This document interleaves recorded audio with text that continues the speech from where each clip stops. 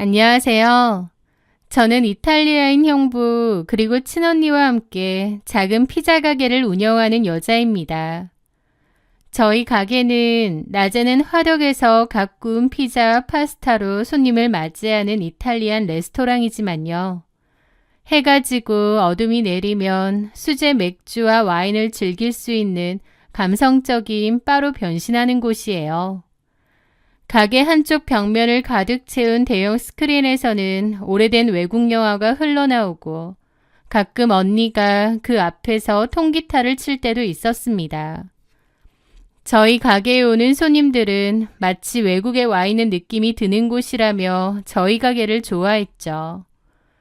이국적인 분위기 덕분에 저희 가게는 이 인근에서 꽤 유명한 핫플레이스였습니다.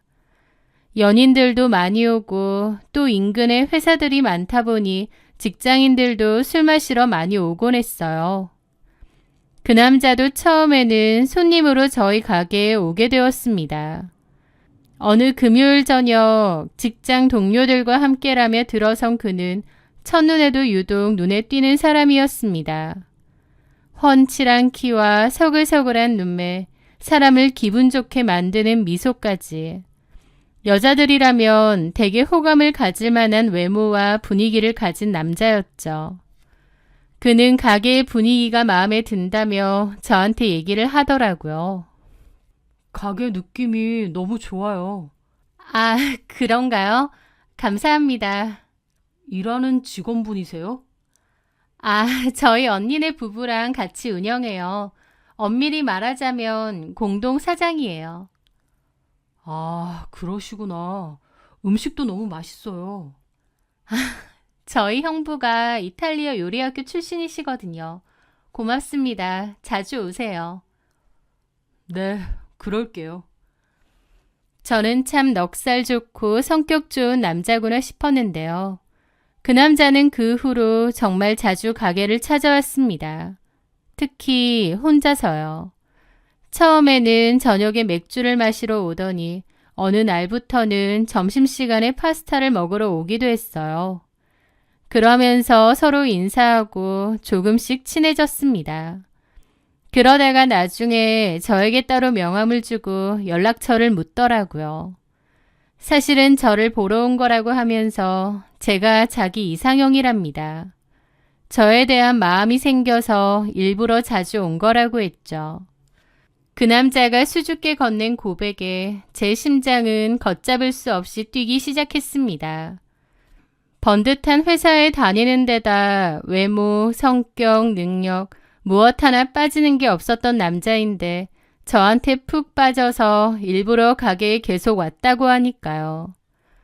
저 역시도 호감이 있었고 그 후로 가게 밖에서도 만남을 가지게 되었습니다.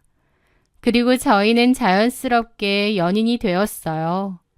나중에는 저희 언니 부부와도 다 같이 어울렸고 영업시간이 끝난 가게에서 4명이서 술을 마실 때도 많았습니다. 저는 식당을 하다 보니 주말이 제일 바쁜데 그 남자는 주말에 가게 일을 돕겠다며 찾아오는 경우도 많았어요. 저는 주말에는 집에서 푹 쉬라고 돌려보냈는데도 그래도 한 번씩 왔고 오면 일을 조금이라도 거들어 주려고 하더라고요. 그런 모습이 참 좋고 고맙고 이런 완벽한 사람이 내 앞에 나타났구나 싶기도 했습니다. 시간이 흘러 1년 8개월가량 만난 저희는 결혼해서 평생을 함께하기로 약속했습니다. 하지만 모든 것이 완벽해 보였던 그 관계에도 제 마음 한구석에는 늘 작은 불안함이 도사리고 있었는데요. 바로 남자친구 주변에 유난히 많은 여사친들이었죠. 그의 핸드폰은 데이트 중에도 종종 울렸습니다. 회사 여직원, 대학 동기 등 그에게 스스럼 없이 연락하는 여사친들이 정말 많았습니다. 한 번은 제 생일을 맞아 근사한 레스토랑에서 저녁을 먹고 있을 때였습니다. 분위기가 무르익을 무렵 그의 핸드폰에 한은정 대리라는 이름이 뜨며 전화가 걸려왔습니다. 그는 잠시 망설이다 제 눈치를 보며 전화를 받았습니다. 대리님. 네, 네. 그는 잠시 자리에서 일어나 구석으로 가서 한참이나 통화를 하고 돌아왔습니다. 저한테 자리 비워서 미안하다고 하더라고요. 무슨 일 때문이냐고 회사에 급한 일이 있는 거냐니까 남자친구가 그러는 거예요. 아, 그건 아니고 저번에 얘기했던 그 카페 이름이 뭐냐고 묻더라고. 자기 약혼남이랑 간다고. 회사에서 쉬는 시간에 그런 얘기를 자주 하거든. 그 말을 듣는데 저는 미간이 확 찌푸려지더라고요. 친한 직장 동료끼리 알려줄 수도 있겠죠. 하지만 늦은 저녁에 굳이 이런 전화를 건다는 게 이해가 안 되고 남자친구 주변에 스스럼 없이 연락하는 여자들이 워낙 많다 보니 저도 좀 예민해진 거죠. 제가 표정이 안 좋으니 남친이 묻더라고요. 왜 자기야? 근데 자기 진짜 여사친들 많은 것 같아. 뭘 많아. 그리고 지금 전화 온 건 여사친도 아니고 직장 동료라니까. 하여튼 친하니까 회사 밖에서까지 개인적으로 전화하고 그러는 거잖아. 많이 친한가 봐. 안 친해. 그냥 같은 팀이라서 가끔 다 같이 모여서 대화하고 그러는 거지. 안 친한데 회사 밖에서 그것도 이 시간에 이렇게 전화한다고? 그렇게 개인적인 용무로? 제 말에 남친은 웃으며 눈을 흘기더라고요. 왜 이렇게 예민하게 굴어? 질투의 화신이야? 그래, 나 질투 많아. 그리고 자기가 너무 여사친이 많은 것도 솔직히 신경 쓰여. 쿨한 척했지만 솔직히 나 거슬릴 때 많단 말이야. 방금 그 전화도 그래. 굳이 주말 저녁에 전화해서 물어볼 일이야? 차라리 카톡을 하던가. 결국 제가 서운함을 터뜨리자 그는 웃으며 제 손을 꽉 잡더라고요. 으이그 바보야. 완전 질투쟁이네. 쓸데없는 걱정을 왜 하고 그래. 세상 천지 여자들이 아무리 많아도 내 눈에 보이는 건 너 하나뿐인데. 나는 다른 여자들은 여자로 보이지도 않아. 그냥 회사 사람, 그냥 친구일 뿐이라고. 나한테는 자기만 여자로 보여. 그걸 자기가 몰라? 남자친구가 달래줘도 저는 여전히 기분이 풀리지 않더라고요. 그 모습에 남친이 그러는 겁니다. 알겠어. 생각해보니 자기 입장에선 기분 나쁠 수도 있겠다. 자기가 정 신경 쓰이고 불안하다면 앞으로 내가 더 조심할게. 자기 신경 쓰이게 만들어서 미안해. 서운함을 토로하는 제게 화 한 번 내지 않고 오히려 저를 달래주고 안심시키려 노력하는 그의 모습에 저는 감동했습니다. 그리고 저도 좀 생각을 달리 먹기로 했죠. 그래, 이렇게 나를 사랑해주는데 내가 너무 예민하게 굴었나 보다. 너무 못나게 굴었나 보다 라고요. 어쨌든 그렇게 순조롭게 결혼 준비를 할 때였습니다. 저희는 회사와 가게에서 가까운 곳에 신혼집을 구하려 몇몇 개의 매물을 알아봤습니다. 그중 저희가 점 찍어둔 곳은 남친의 회사와 저희 가게에서 그리 멀지 않은 아파트였습니다. 26평이라 평수도 적당하고 지어진 지 조금 오래되었지만 주변 인프라도 좋고 가격도 괜찮았죠. 아파트 앞 부동산에 얘기를 하고 몇 개의 매물을 알아보러 다녔습니다. 그러다가 마침 시세보다 훨씬 저렴하게 금매로 나온 집이 있다고 부동산에서 연락이 왔죠. 집주인은 다른 지역에서 살고 그 집은 세를 줬는데 현재는 월세 세입자들이 살고 있다고 했습니다. 그런데 집주인이 급하게 정리를 하고 외국으로 가야 해서 다른 곳보다 시세를 훨씬 저렴하게 내놓는다고 하더라고요. 가격이 그렇게 싸다면 저희 입장에선 놓치기 아까운 매물이었습니다. 그렇게 부동산 중개업자와 함께 바로 집을 보러 갔을 때였습니다. 그런데 그날 저희는 좀 황당한 일을 겪었어요. 분명 부동산 중개업자분이 미리 전화를 해놓았고 집주인분도 세입자분들과 얘기가 되었으니 편하게 구경하시라 했는데 막상 가보니 그 세입자분들이 문을 잘 안 열어주시는 거예요. 처음엔 집에 없나 했는데 안에서 아이 소리가 들리더라고요. 그래서 다시 전화하고 초인종을 몇 번이나 누르니 그제야 열어주는데 표정이 너무 안 좋은 겁니다. 세입자들은 젊은 부부였고 아이도 둘 있더라고요. 안에 들어가니 집을 얼마나 안 치우고 사는지 어수선하고 지저분하고 게다가 그 세입자 남편은 막 팔에 문신도 있고 인상도 험악했어요. 저희가 집 구경하는 걸 엄청 기분 나쁘게 탐탁치 않게 보고 있는 겁니다. 남친과 저도 그 시선이 따가울 정도로요. 불만이 정말 많아 보이더라고요. 어쨌든 저희는 집을 보러 온 거니까 조용히 집을 구경했어요. 집이 좀 지저분하긴 했지만 그래도 부분 인테리어하고 고치고 나면 괜찮겠더라고요. 위치도 좋고 뷰도 좋고 가격도 좋고 그 집이 딱이었습니다. 그런데 그 와중에 그 세입자는 다른 방에서 집주인하고 통화를 하더라고요. 가만 들어보니 자기들이 이 집 산다고 기다려달라고 하지 않았냐, 왜 다른 사람들한테 집을 팔려고 하느냐며 따지는 것 같았습니다. 저희도 있는데 그런 통화를 하더라고요. 그래서 남친과 저도 좀 불편한 기분이었는데 부동산 중개업자분이 신경 쓰지 말고 그냥 구경하시라고 하더라고요. 어쨌든 그렇게 집을 다 보고 잘 봤다고 인사를 하고 나가는데 대꾸도 않고 저희를 빤히 쳐다보더라고요. 나중에 부동산 중개업자분한테 다시 들어보니 저 사람들은 저 집에 더 살고 싶어 하고 자기들이 대출을 어떻게든 내서 저 집을 사고 싶어 했대요. 그런데 대출이 잘 안 나왔고 집을 살 여건이 안 된 모양이었습니다. 당연히 집주인은 다른 사람에게라도 집을 팔려고 했고 저희가 보러 온 건데 그 세입자들은 자기들이 아닌 다른 사람에게 집을 판다고 해서 불만이 많다는 거예요. 집을 사고 싶으면 돈을 줘야지 집주인이 그걸 계속 기다려주고 있겠나요?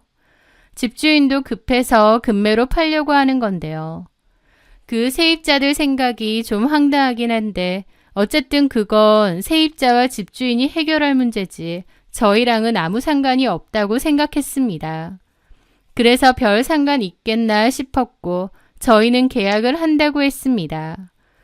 그런데 그 후에도 좀 문제가 있었는데 그 사람들이 집주인의 퇴거 통보에도 불응하며 못 나간다고 난동을 좀 부렸다고 하더라고요. 그걸 전해 들은 저희 입장에선 좀 황당했죠. 집주인이 자기 집 팔겠다는데 그 세입자들은 끝까지 왜 그러나 싶고요. 어쨌든 나가기는 했는데 그런데 가만 보니 그 세입자들이 마치 우리가 자신들의 보금자리를 빼앗는 악당인 것처럼 생각하는 것 같은 거예요. 아무래도 그게 좀 찝찝하더라고요. 그 부부 인상도 안 좋고 표정도 너무 안 좋았는데 괜히 저희한테 억하심정을 갖고 있는 거 아닌가 하고요. 하지만 그 사람들이 나가고 후에 이사를 들어갈 저희와 그 사람들이 더 이상 마주칠 일은 없을 것 같아서 생각을 말기로 했습니다. 또 새로운 시작에 대한 설렘으로 애써 그 불쾌한 기억은 지웠던 거죠. 그 계약하고 비어있는 집으로 들어간 저희는 도배를 갈고 부분적인 인테리어를 하기로 했습니다. 그리고 새 가구와 소품들을 하나둘씩 신혼집에 들여놓기 시작했어요. 본격적으로 같이 사는 건 아니지만 가정가구를 하나씩 들이고 꾸미면서 그 집에서 자고 갈 때도 있었고 자주 들리기도 했습니다. 신혼집이라 생각하니 애정도 많이 붙고 좋더라고요. 그리고 큼직큼직한 가정가구도 그렇지만 작고 예쁜 소품들이나 커트러리 같은 걸 사는 재미도 쏠쏠했습니다. 그런데 그맘때 좀 이상한 일들이 있었습니다. 사사로운 물건들이 사라지는 거였죠. 시작은 선물 받은 컵 세트가 사라진 거였습니다. 제가 분명히 갖다 놓았고 기억도 나는데 감쪽같이 없어졌더라고요. 그것뿐만이 아니고 제가 와서 자고 가는 날이 있기에 간단하게 화장을 하려고 메이크업 도구나 기초 세트를 놔두고 갔는데 그것도 몇 가지 사라진 겁니다. 분명 사사로운 것들이겠지만 저는 너무 찜찜하더라고요. 제가 그런 얘기를 할 때면 남자친구는 너털웃음을 지으면서 저보고 착각한 거 아니냐고 했습니다. 자기가 깜빡하고 안 들고 온 거겠지. 아니야, 내가 분명히 갖다 놨는데 없어졌다니까. 그럼 뭐 도둑이라도 들었을까 봐 그래? 도둑이 들어와서 컵 세트 하나, 자기 립스틱이나 로션 같은 걸 들고 나간단 말이야? 아니, 그렇지는 않겠지만 그냥 자기가 착각했거나 어디 다른 데 있는데 모르는 걸 거야. 자기 요즘 일하고 결혼 준비하느라 너무 바쁘고 정신 없나 보다. 그런 식으로 제가 예민해서 착각하는 거라고 말하는 거예요. 물론 제가 생각해도 너무 사사로운 것들이었기에 저조차도 긴가민가 하더라고요. 하지만 마음 한구석에 불안한 마음이 있었습니다. 그건 아마도 저희한테 좋지 않은 감정을 품은 채 이사를 나갔던 전 세입자들이 무의식 중에 계속 걸려서 그랬던 것 같아요. 저는 성격이 좀 소심한 편인데 그 사람들이 괜히 저희한테 안 좋은 감정을 품고 찾아오거나 해코지하는 건 아닐까 하는 엉뚱한 상상까지 했거든요. 사실 집에 관한 어떤 문제가 있다면 그건 전 집주인과 전 세입자들의 문제지 저희 문제는 아니잖아요.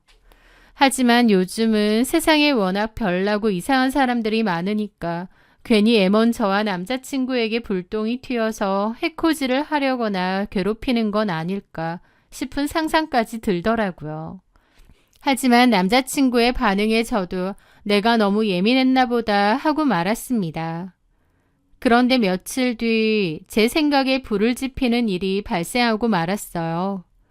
가게로 출근하기 전에 신혼집에 둘 물건이 있어서 혼자 신혼집으로 들렀을 때였습니다. 엘리베이터에서 내려 현관문으로 향하는데 어떤 까만 옷을 입은 남자가 저희 집 근처에 있다가 계단 쪽으로 후다닥 내려가는 거예요. 지금에서야 가만히 돌이켜보니까 아마 홍보 전단지나 열쇠 스티커를 몰래 문에 붙이려던 사람이었던 것 같아요. 요즘은 아파트에 함부로 전단지나 광고물을 붙이면 걸리니까요. 그런데 그때는 그렇게 생각 못하고 너무 놀라서 심장이 철렁 내려앉았습니다. 가뜩이나 불안했는데 제 불안에 제대로 불을 지핀 거죠. 뒷모습밖에 못 봤지만 혹시 전 세입자는 아닐까 싶은 겁니다. 체형도 전 세입자랑 비슷했고요. 우리 집 근처에 왜 왔을까? 혹시 우리 집 안으로 들어가려는 건 아닐까? 라는 엉뚱한 상상은 꼬리에 꼬리를 물었습니다. 남자친구에게 말할까 하다가 말았어요. 남자친구에게 괜히 이런 말을 또 하면 저를 너무 유난스럽고 의심병 있는 사람으로 볼 것 같더라고요. 결혼 전에 괜히 저에 대한 안 좋은 생각을 갖게 하고 싶진 않았습니다. 그래서 이 고민을 저희 언니한테만 얘기를 했는데요. 언니는 제가 착각하는 것 같기는 하지만 그래도 저보고 정 찝찝하거나 누가 집에 함부로 들어오는 것 같으면 집에 CCTV 같은 걸 설치하라고 하더라고요. 그렇게라도 해서 제가 안심할 수 있으면 된 거 아니겠냐고요. 언니 말을 들어보니 일리가 있는 게 남자친구와 제가 한 번씩 왕래를 하긴 하지만 기본적으로는 결혼 전까지 빈집이잖아요. 빈집에 대한 보안상으로도 CCTV를 하나 달아두는 게 나쁘지 않겠더라고요. 하지만 거창한 CCTV까진 그렇고 적당한 홈캠이나 설치하자 싶었습니다. 그렇게 홈캠을 주문해 거실에서 주방이 보이는 쪽에 하나를 설치했어요. 아직 입주 전이라 가구와 짐만 덩그러니 놓인 집인데 누군가 들어온다면 제 핸드폰으로 확인을 할 수 있겠죠.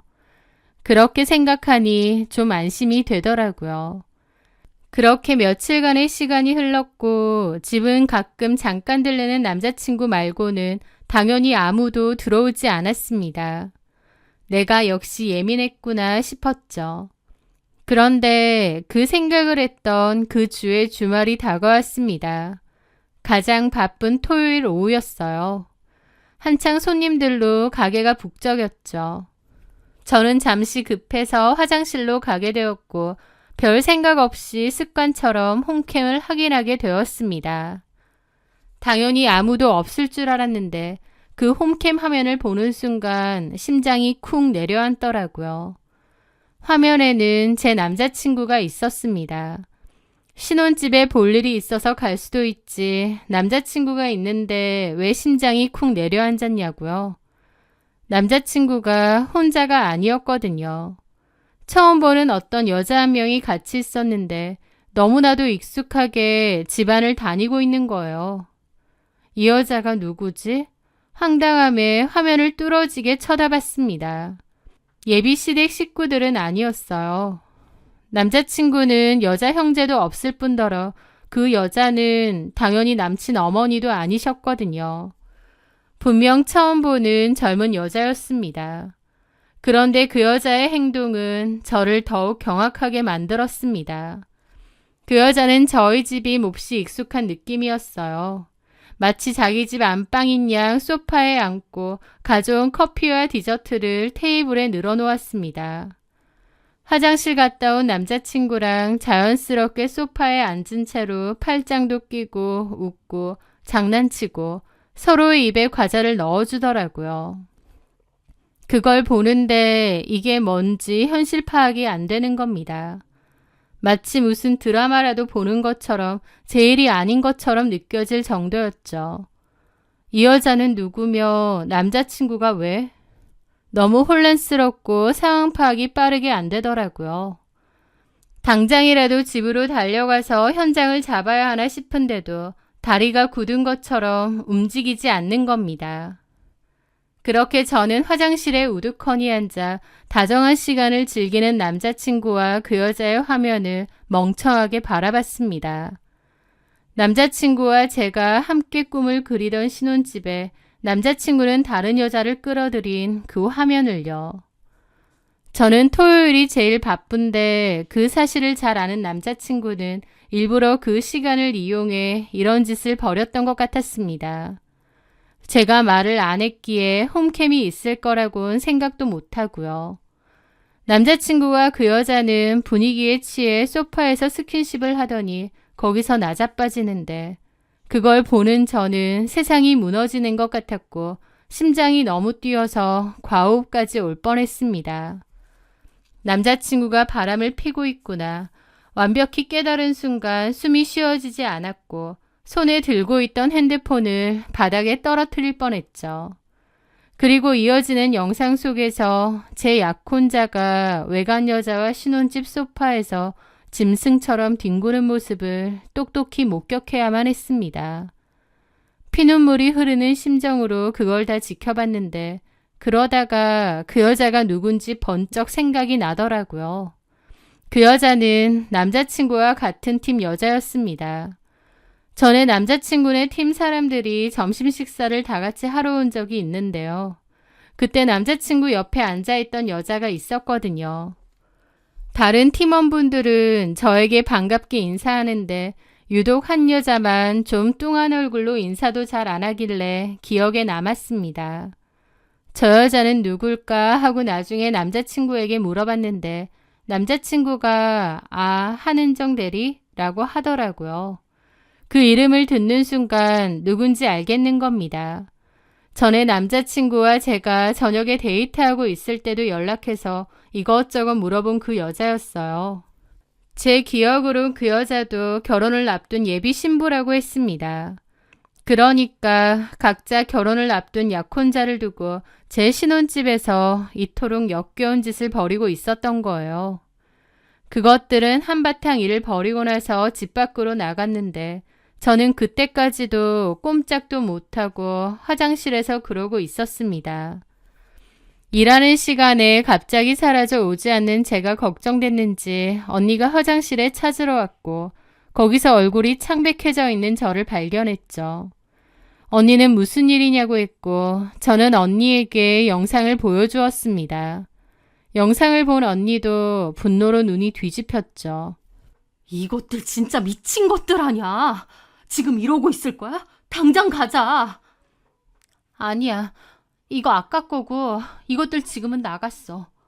넌 여기서 뭐 하고 있어? 당장 잡으러 가지 않고. 라는데 그 순간 다리에 힘이 풀려서 주저앉을 뻔했습니다. 언니가 겨우 부축해 주더라고요. 도저히 못 가겠어. 다리에 힘이 안 들어가. 하면서 펑펑 울었습니다. 언니도 저를 안고 욕을 하면서 같이 울더라고요. 언니는 이거 절대 그냥 못 넘어간다고, 가만 안 둔다고 이를 갈았죠.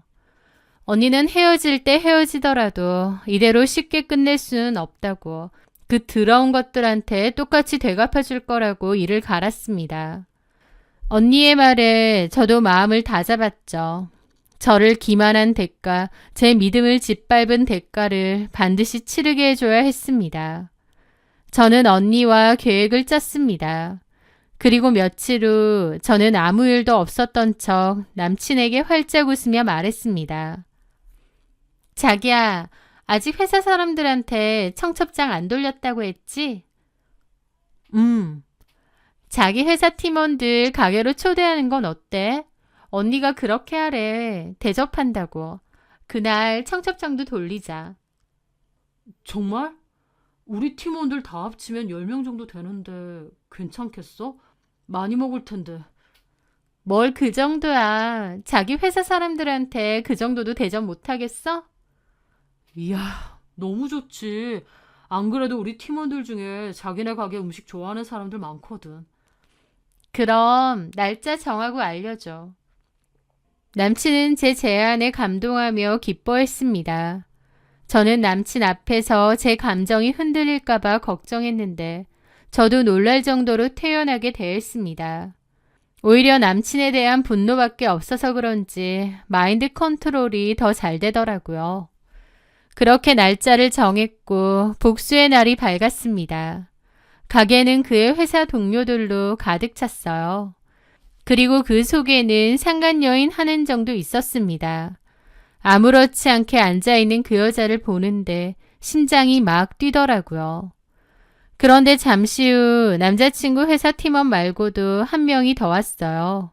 남자친구 말로는 한은정의 약혼남이고 다른 팀 과장이라고 하더라고요.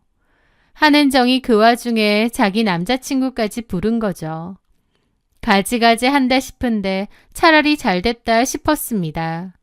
내 약혼도 파토나지만 네 약혼도 파토날 거다. 개망신과 함께. 그런 생각이 들어서 이를 바득바득 갈았죠. 그렇게 식사 대접을 했고 사람들은 화기애애한 분위기 속에서 식사하고 저희의 결혼을 축하해 주었죠. 그러면서 저보고 이제 결혼할 건데 한 말씀 하시라며 얘기를 하더라고요. 남자친구도 저보고 그러라고 하고요. 그래서 저는 일어나서 얘기를 했죠. 바쁘실 텐데 와주셔서 감사합니다. 새로운 시작을 축하해 주시는 여러분을 위해 제가 특별한 영상을 하나 준비했거든요. 식사하시면서 편하게 봐주시면 감사하겠습니다. 그렇게 모두의 시선이 가게 한쪽 벽면에 빈 프로젝트 스크린을 가리켰습니다. 회사 직원분들은 프로포즈 영상이라도 트는 거냐며 웃으시더라고요. 그렇게 언니가 영상을 켰고 스크린이 밝아지며 영상이 시작되었습니다. 그런데 뜬금없이 저희 집 신혼집 거실이 화면에 나타나자 제 남친과 그 여자 한은정의 얼굴이 좀 당황한 얼굴이더라고요. 자기야, 저거 우리 집이잖아. 집에 CCTV 있었어? 저는 아무 대답도 하지 않았습니다. 잠시 후 제 남친과 한은정이 현관으로 자연스럽게 들어오는 게 찍혔고 회사 사람들 모두 몹시 놀랐죠.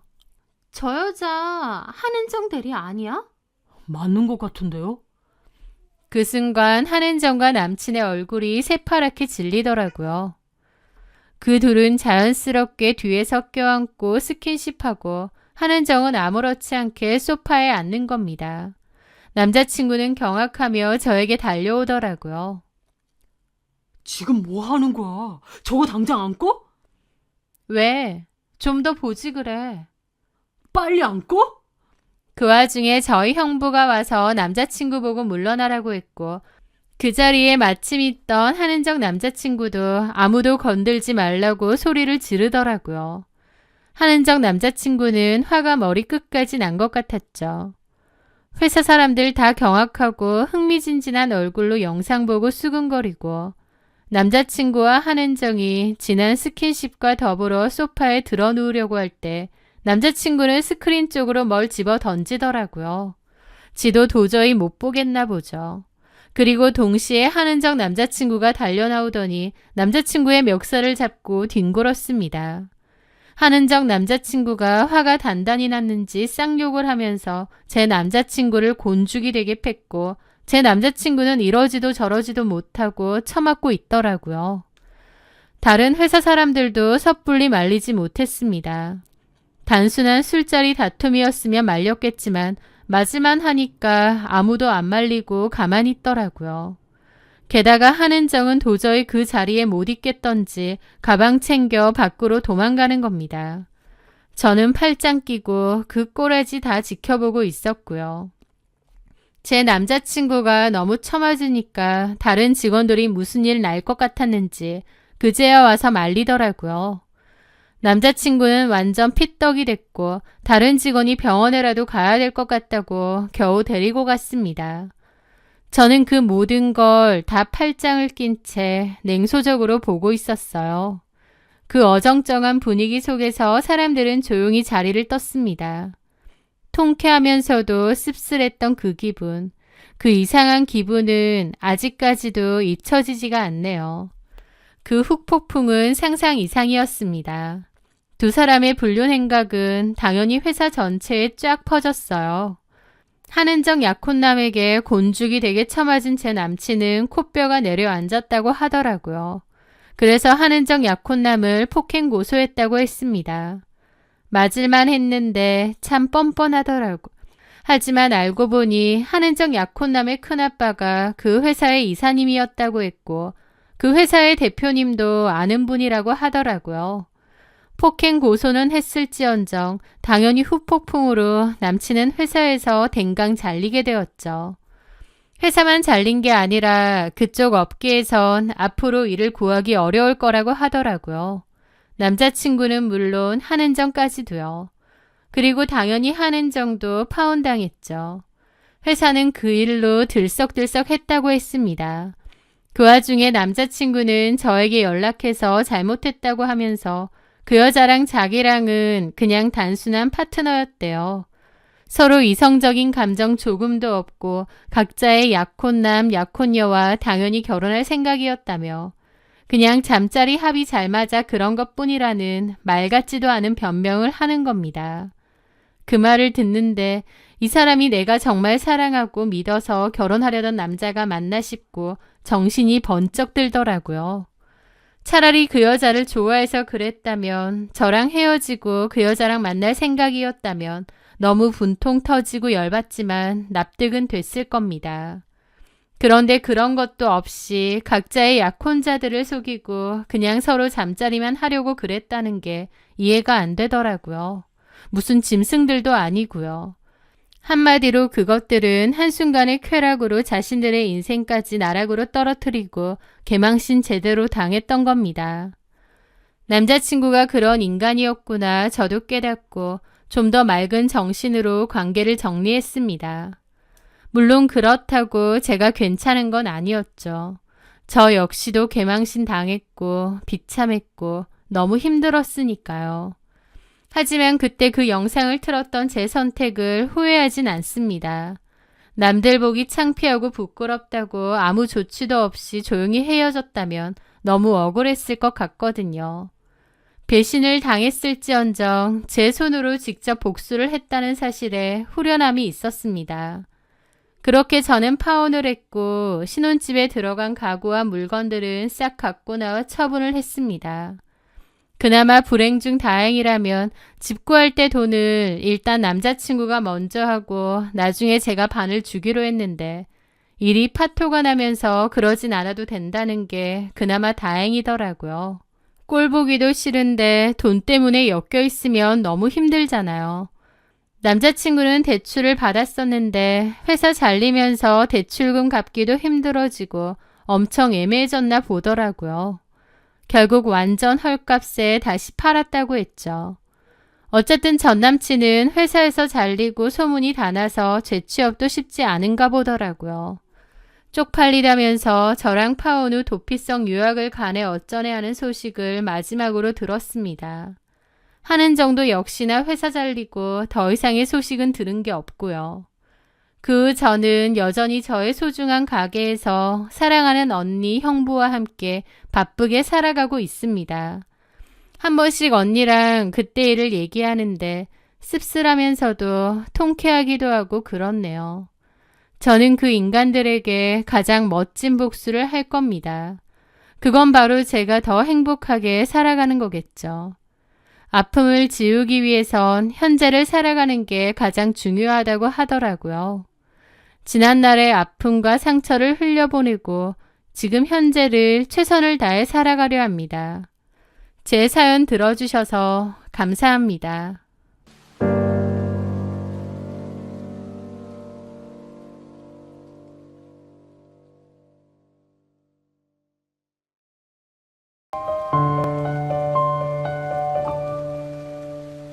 안녕하세요. 사연 많은 유튜브 시청자 여러분.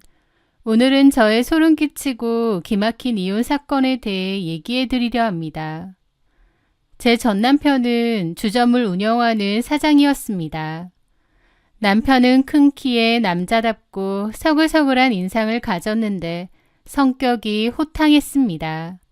엄청 활발하고 지인들도 많고 저는 다소 내성적인 편이다 보니 저와 다른 그런 모습에 빠져들었던 것 같아요. 그와의 연애는 즐거웠고 행복했습니다. 또 주변 지인들에게 워낙 잘하고 의리도 있는 편이다 보니 제 남편을 아는 주변 사람들은 하나같이 민수 씨 같은 남자 없다, 정은이는 좋겠다 라며 저를 부러워했습니다. 남편은 에너지가 넘치는 사람이었고 누구든 자기 사람으로 만들 수 있는 자신감이 넘치는 사람이었죠. 다소 내성적이고 조용한 저와 활발하고 활기가 넘치는 남편. 서로의 부족한 점을 메워줄 수 있는 한 쌍의 완벽한 부부가 되지 않을까 생각했습니다. 그런데 결혼은 제 생각과는 많이 다르더라고요. 모두에게 좋은 사람이 정작 내게는 좋은 남편이 아니라는 걸 깨닫기까지 그리 오래 걸리지 않았거든요. 원래 결혼을 하고 나면 배우자가 1순위가 되어야 하잖아요.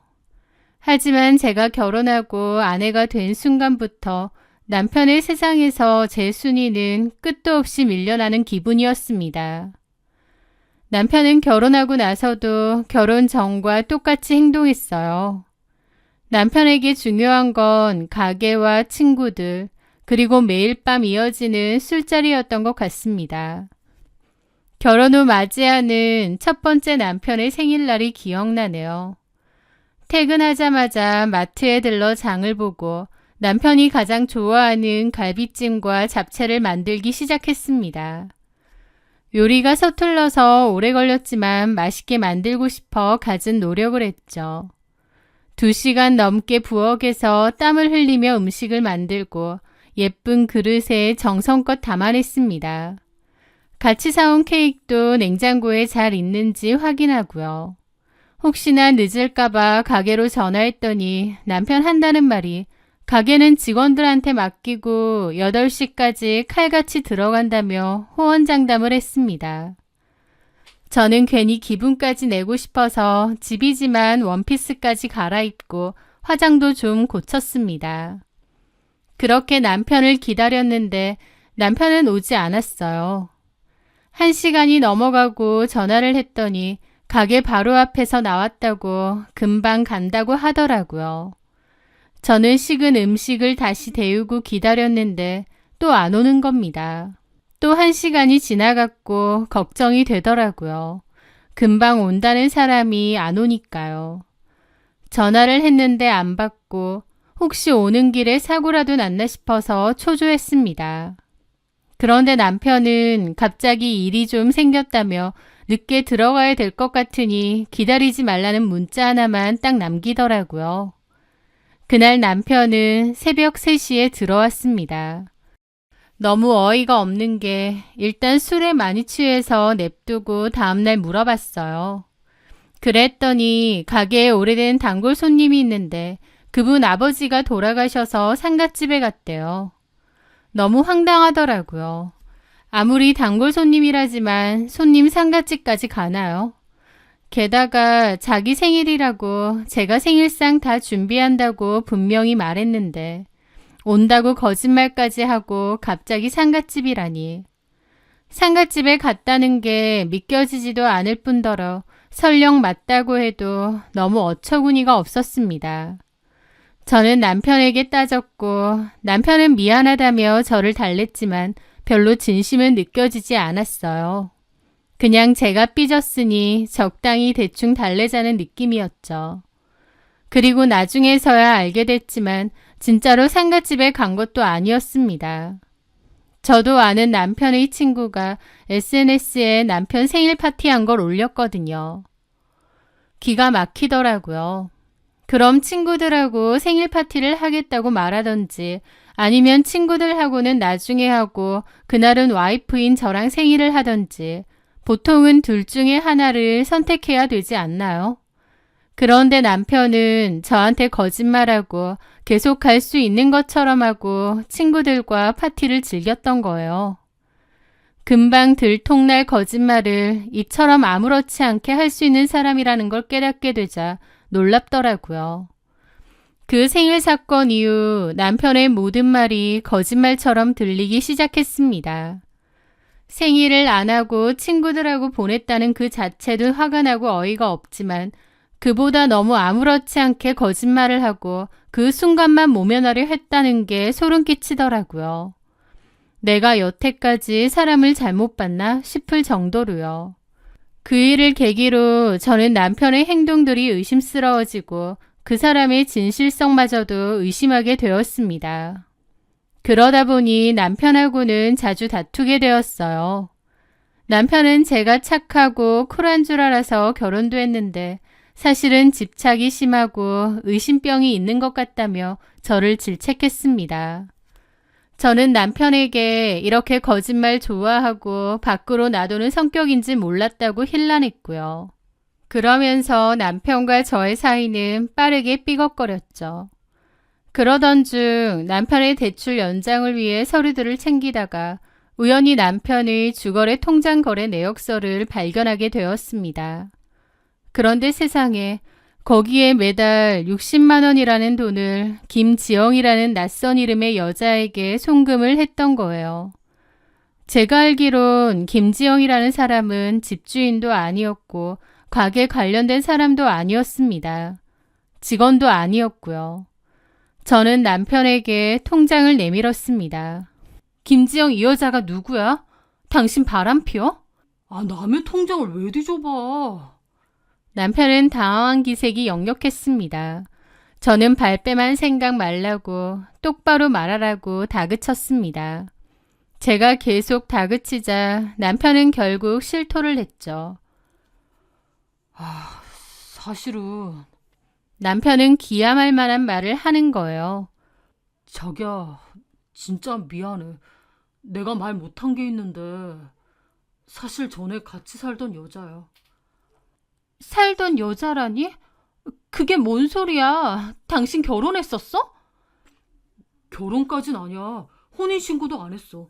그냥 1년 정도 같이 살았던 여잔데 사실 애가 있어서. 애가 있다고? 저는 눈이 뒤집히더라고요. 저한테는 전혀 말한 적이 없는데 알고 보니 남편은 과거에 혼인신고를 하지 않고 김지영이라는 여자와 1년 동거를 했던 겁니다. 그 사이에 아이가 있었고 그 양육비라는 거예요. 진짜 미친 거 아닌가 싶고 너무 어처구니가 없어서 온몸에 힘이 빠져나가는 기분이었습니다. 남편은 저에게 말할 타이밍을 놓쳤다고 빌고 또 빌었는데 어떻게 이런 걸 속이나요? 저는 미쳤냐고 이건 사기 결혼이라고 했는데 남편은 싹싹 빌면서 말했습니다. 미안해, 자기야. 근데 진짜 이 여자랑 아무 사이도 아니라서 그랬어. 양육비 말고는 아예 연락도 안 해. 아이도 안 봐. 그 여자도 다른 남자랑 재혼했어. 그래도 나는 책임감이 있으니까 양육비는 꼬박꼬박 보내는 건데 사실상 애 얼굴도 제대로 못 봤어. 진짜 남남이나 다름없기 때문에 자기한테 말 못한 거야. 저는 뒷목을 잡았습니다. 어떻게 이런 걸 속일 수가 있나 싶고 진짜 사기꾼 아닌가 싶더라고요. 저는 이건 아니라고 이혼하겠다고 말했고 남편은 아무 말도 하지 않았습니다. 저는 더 이상 못 살겠다고 마음을 먹었어요. 어떻게 이런 사실을 숨기나 싶더라고요.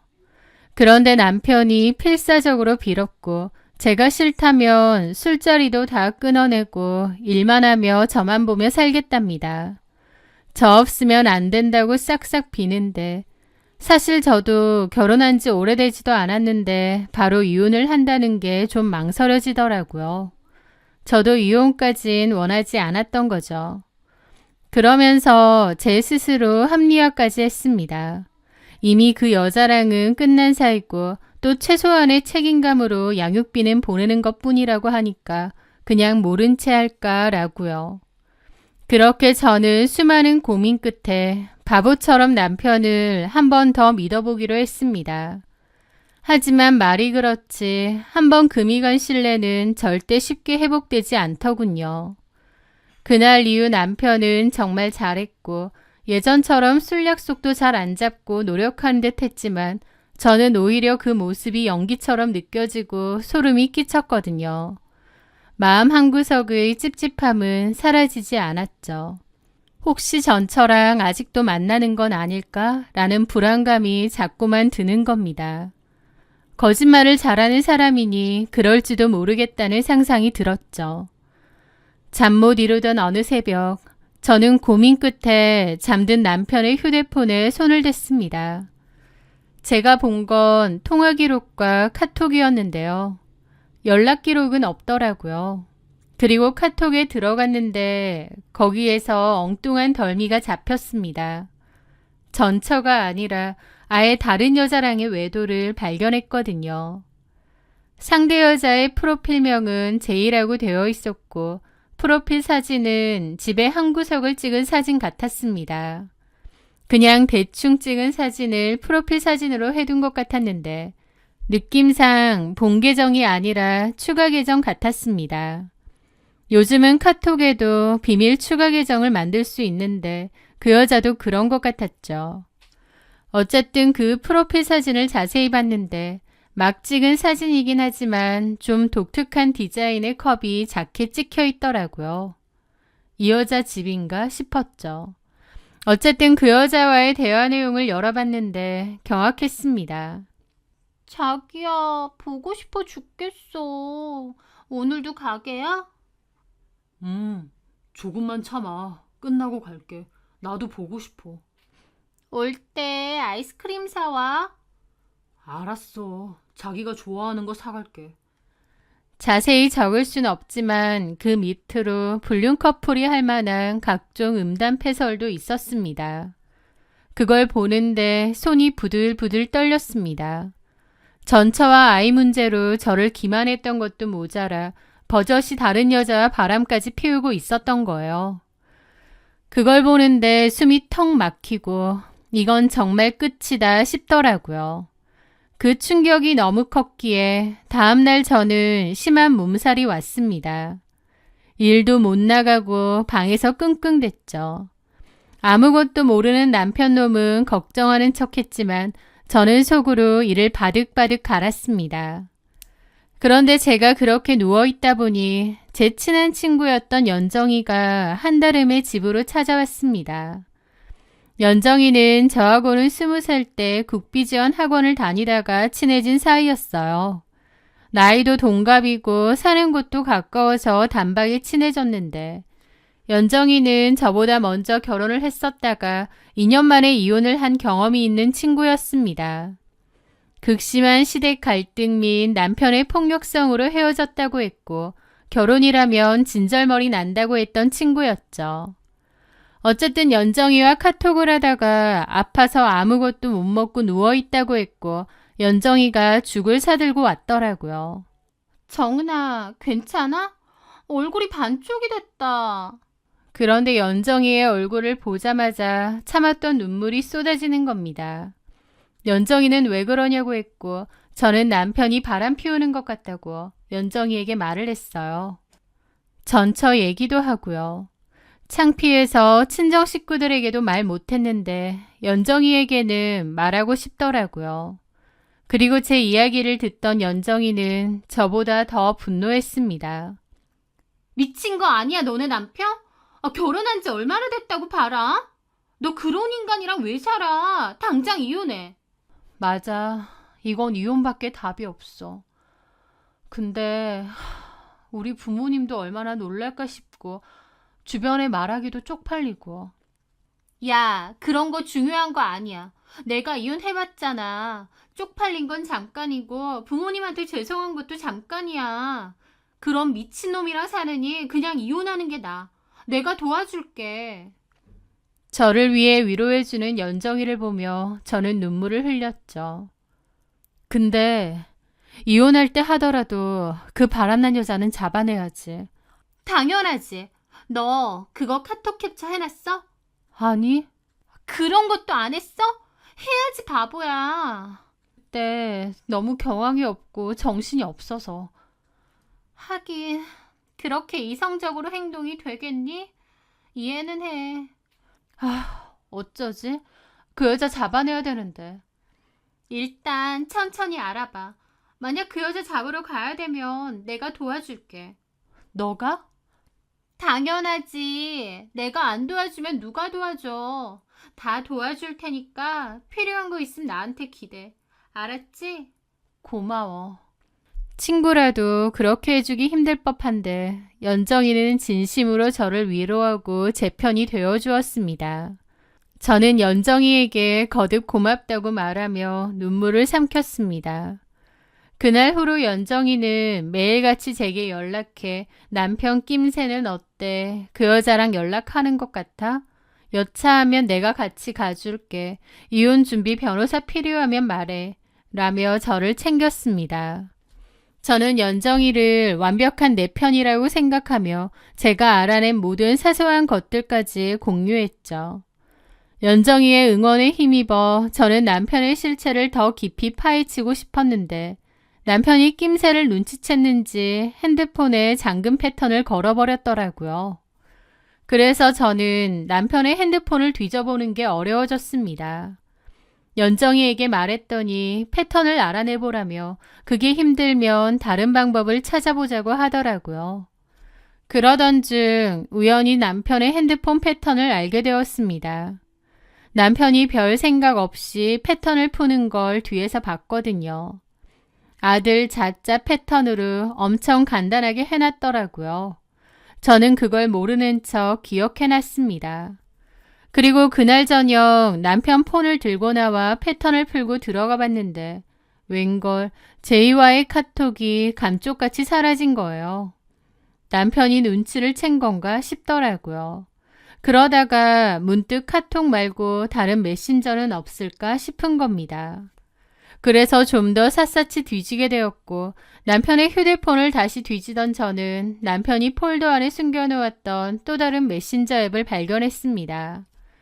아, 이거구나. 이걸로 제이와 연락했구나. 딱 걸렸다 싶었습니다. 그런데 그 메신저 앱을 들어간 저는 또다시 경악을 할 수밖에 없었어요. 거기에는 또 다른 남편의 비밀이 가득했거든요. 이 개새끼. 저도 모르게 욕이 튀어나오더라고요. 분노를 넘어 허탈한 웃음까지 나왔습니다. 카톡의 제이는 그저 빙산의 일각에 불과했던 거죠. 저는 연정이가 알려준 대로 일단 그것들을 다 제 폰으로 찍었습니다. 그리고 이 엄청난 사실을 연정이에게 알려야겠다고 생각했어요. 그래서 다음날 연정이네 집으로 갔습니다. 연정이는 전자제품 센터에 출근하는데 출근 전에 서둘러 간 거죠. 연정이는 무슨 일이냐고 했고 제가 남편에 대해서 더 충격적인 걸 알았다고 진짜 이혼해야 될 것 같다고 했습니다.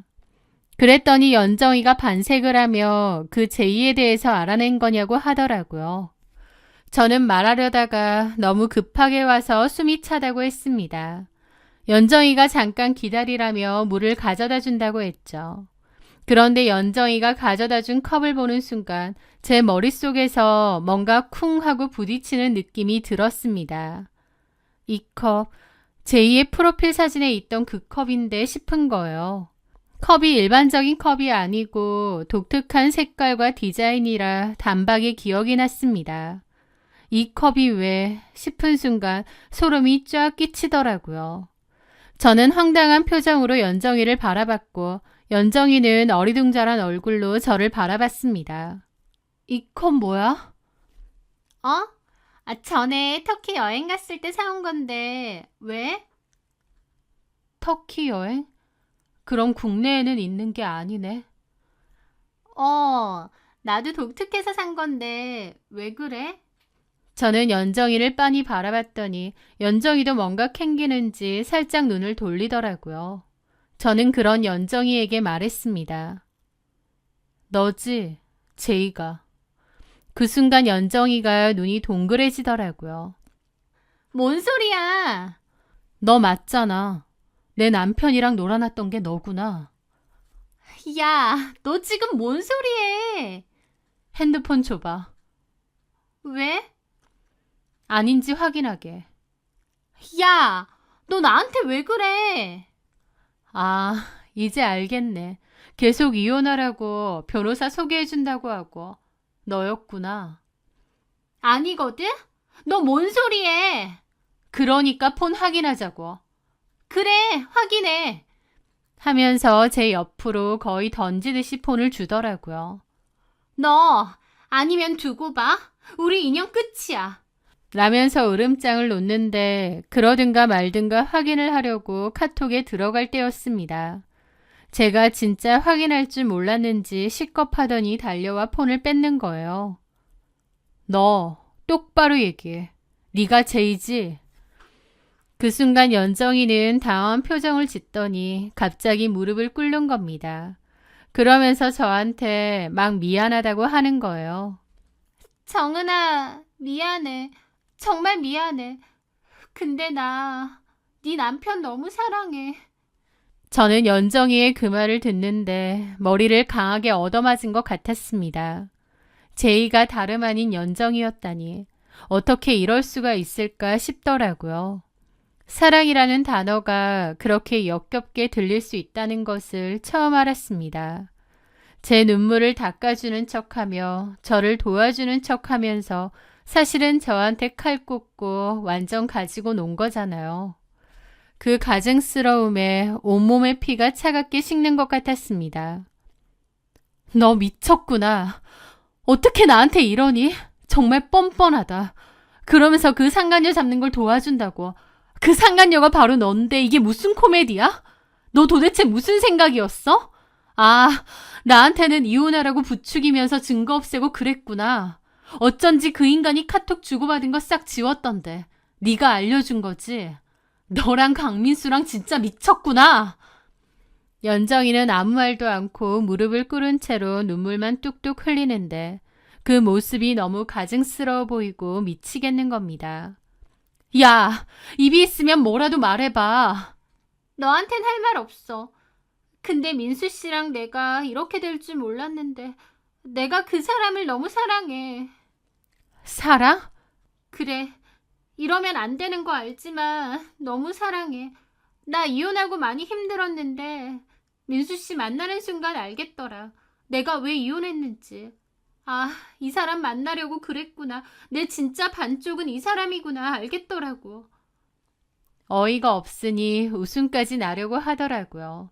그러면서 이현정은 저에게 정은아, 너한텐 정말 미안해. 근데 너 이미 민수 씨한테 마음 없잖아. 지긋지긋하잖아. 민수 씨가 과거에 동거하고 애인을 사실 속인 것도 용서하기 힘들댔잖아. 근데 나는 그런 것도 다 이해할 수 있거든. 그럼에도 나는 민수 씨 좋고 얼마든지 품을 수 있거든. 지랄을 한다. 내 앞에서 그런 소리를 하고 싶니? 그만큼 내가 진심이란 뜻이야. 제발 이혼해줘. 원래 하려고 했잖아. 제이가 내가 아니라 누가 됐든 너는 어쨌든 이혼하려고 했잖아. 위자료 명목으로 돈 줄게. 내가 빚을 져서라도 너한테 위자료 줄게. 그렇게 해서라도 내 남편이랑 살고 싶니? 나한테 들어서 얼마나 쓰레기인지 알면서도? 그래도 좋아. 그래도 사랑해. 와, 남자한테 미친 여자가 이런 거구나. 저는 더 이상 아무 말도 하지 않고 벌레 보듯 연정이를 내려다본 뒤 그 집을 조용히 나왔습니다. 그 충격과 배신은 상상 초월이었습니다. 같이 상간녀 잡으러 가자고 했던 친구가 남편의 상간녀였다니. 이게 무슨 어처구니 없는 상황인가요? 그런데 더 황당한 건 그날 이후였습니다. 남편은 저에게 모든 걸 다 들킨 것을 안 이후로 집에 안 들어왔고 이현정은 저에게 툭하면 전화해서 이혼해달라고 자기가 부탁한다고 했습니다. 이제 들키니까 아주 대놓고 이혼해달라고 하더라고요. 저는 대꾸할 가치도 없어서 무시하고 제가 해야 될 일을 했습니다. 저는 당연히 남편과 이혼할 생각이었어요. 하지만 순순히 이혼해 줄 수는 없었죠. 저는 제 나름대로 증거를 모으고 소송 준비를 하는 등 바빴습니다. 물론 이현정한테도 소송을 해야 했죠. 그러던 중 시간이 흘러 제가 그 여자들과 만나는 날이 되었습니다. 저는 약속 장소로 향하기 위해 준비를 했어요. 그때의 제 심정은 너무 참담하고 기가 막혔습니다. 내가 어쩌다 이런 일에 휘말렸을까? 결혼 한번 잘못했다가 이게 뭔 일인가 싶었죠. 하지만 간신히 멘탈을 붙잡고 내 할 일을 하자, 그리고 끝내자 그 생각뿐이었어요. 그런데 갑자기 초인종이 울렸습니다. 남편 놈인가 싶었는데 이현정인 겁니다. 제가 전화도 안 받으니 아예 찾아온 거죠. 뭔데? 정은아, 너 왜 전화 안 받아? 여기 왜 오는데? 강민수 너네 집에 있는 거 아니야? 민수 씨가? 아니, 안 왔는데. 연락도 잘 안 되는데.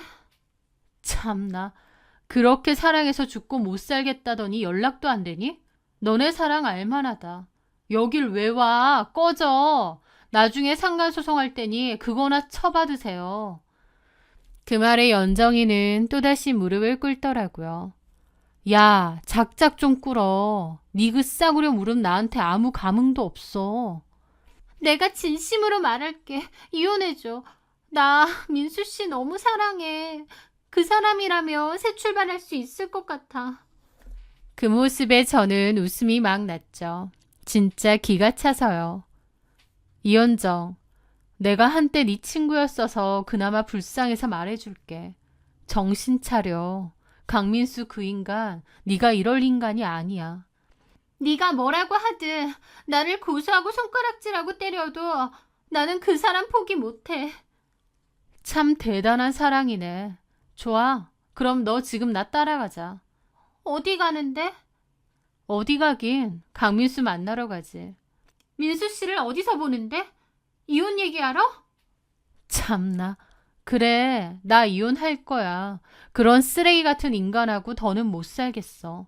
너하고 달리 나는 비위가 너무 약해서 그런 쓰레기랑 도저히 같이 못 살겠다고.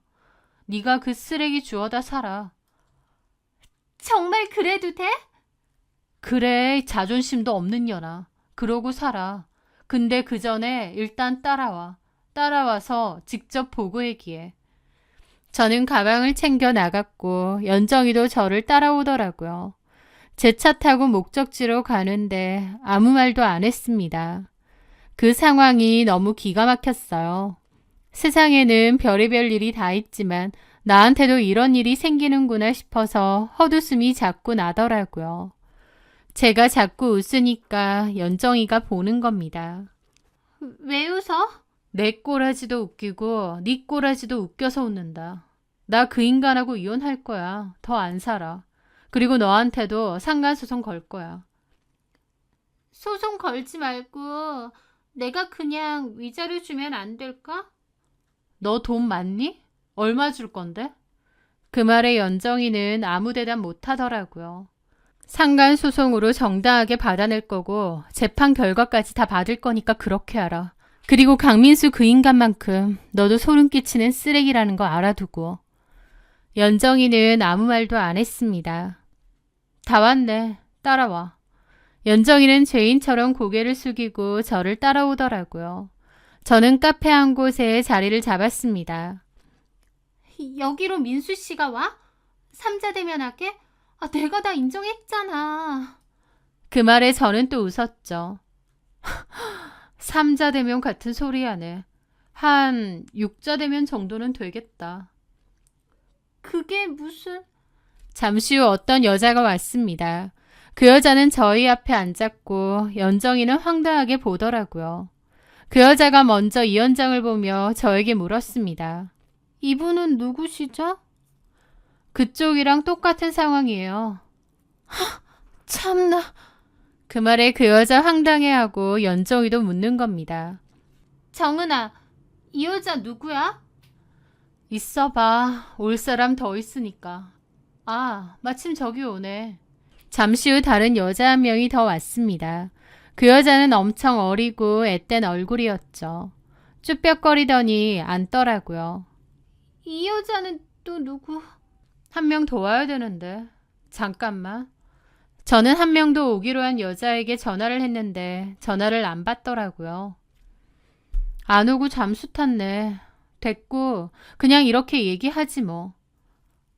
이게 다 뭔데? 연정이의 물음에 제가 대답했습니다. 뭐긴 뭐야. 나 빼고 강민수 그 인간이 만나는 상간녀 모임 아니야. 그 말에 연정이는 눈이 휘둥그레지더라고요. 뭐라고? 제 말에 한 여자가 발끈하더라고요. 저기요, 상간녀라뇨. 저는 진짜 유부남인지 몰랐거든요. 몰라서 만났다는 증거는 갖고 있어요? 아니, 그런 증거가 어딨냐고요. 저는 피해자예요. 그럼 나중에 강민수 오기로 했으니까 그때 둘이서 알아서 얘기해요. 만약 유부남인지 모르고 만났으면 그쪽은 피해자겠네요. 하지만 그게 아니라면 그쪽한테도 소송할 겁니다. 진짜 어이없네. 저는 다른 어린 여자에게도 물었습니다. 그쪽은 다 알고 만났죠? 주점 알바생이었으니 사장님 유부남인 건 100% 알았을 거잖아. 죄송합니다. 근데 사장님이 막 선물 사주고 그냥 친하게 지내자고 해서. 어쨌든 그쪽은 다 알고 만난 거잖아. 나이도 어리면서 간도 크네. 저랑 그 여자들 사이에서의 대화를 들은 이현정의 눈이 휘둥그레졌죠. 잠깐만, 이게 다 무슨 소리야? 들어도 파악이 안 되니? 강민수 내연녀가 너뿐만이 아니야. 지금 이 여자 둘에 오늘 안 온 여자 1명까지 3명이나 더 있다고. 내가 밝혀낸 건 이 정도인데 모르지 더 있는지. 뭐라고? 제 말에 이현정 눈이 휘둥그레지더라고요. 이 여자들이랑 민수 씨가? 이현정 표정이 아주 가관이었죠. 제 남편이랑 지만 놀아난 줄 알고 이혼해달라 어쩌네 하면서 무릎 꿇고 울고 생쇼를 다 했는데 이현정은 전 남편의 수많은 내연녀 중 하나였던 겁니다. 네, 제가 그때 남편의 또 다른 메신저에서 발견한 내용이 이거였습니다. 남편은 카톡 말고 다른 메신저를 이용해 무려 3명의 여자들하고 연락을 주고받았더라고요. 그중 1명은 주점 알바생이었고요. 더 기가 막힌 것은 여자들에게 다른 것도 속였다는 겁니다. 주점 알바생한테도 주점은 부업일 뿐이고 낮에는 무역회사를 운영한다고 하질 않나 다른 여자에게는 노조 위원장이라고 했다더라고요. 게다가 또 다른 여자에게는 모텔을 2개 운영하는 사업가라고도 했고요.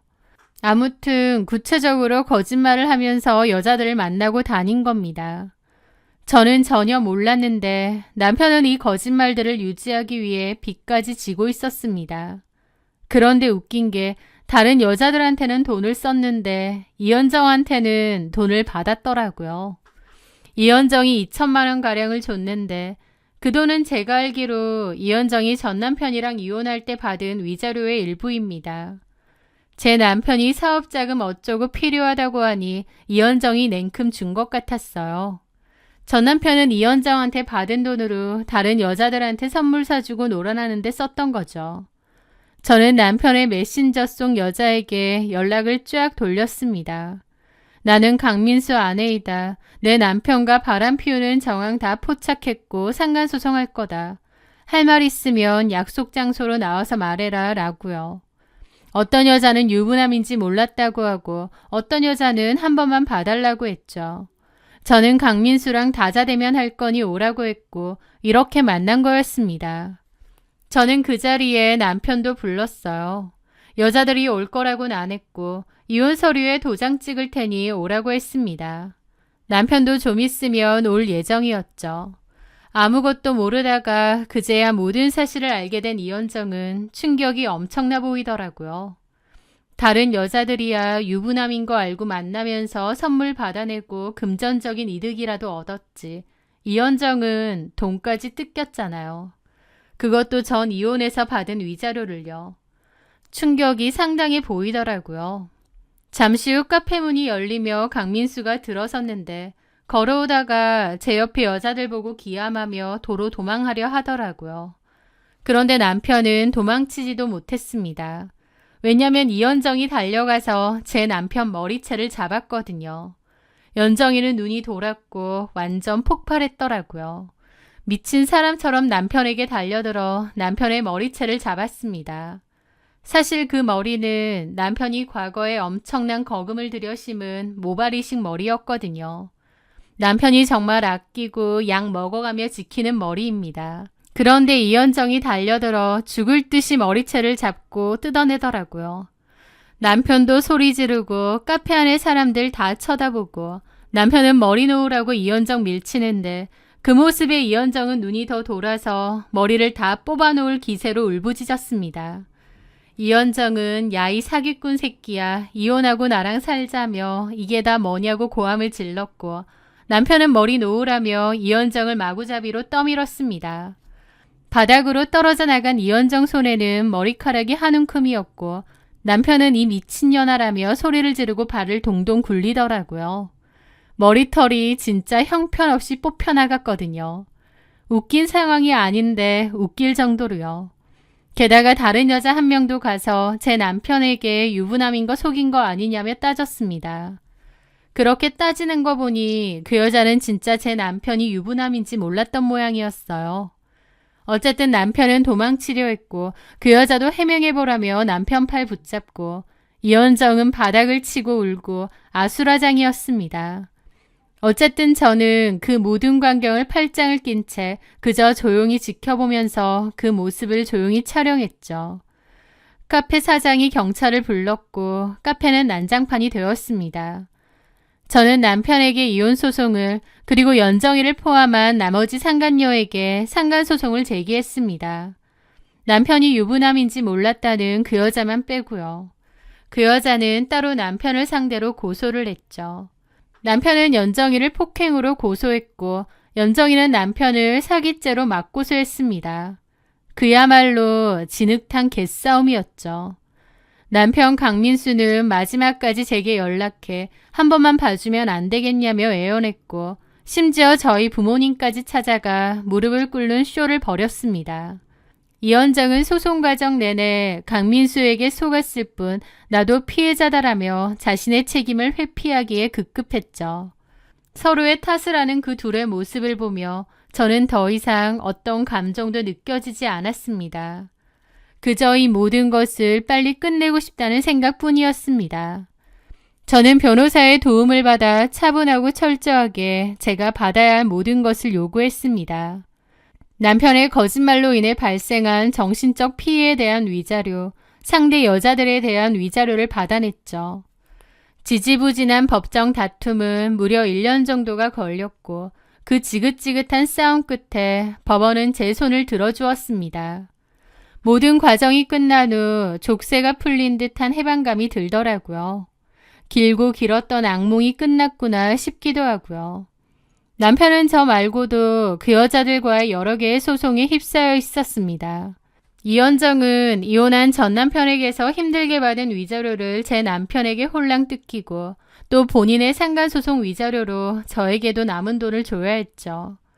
전 남편에게서 받은 위자료가 피 같은 돈이라고 할 땐 언제고 저한테 위자료로 다시 준 상황이니 얼마나 한심하던지요.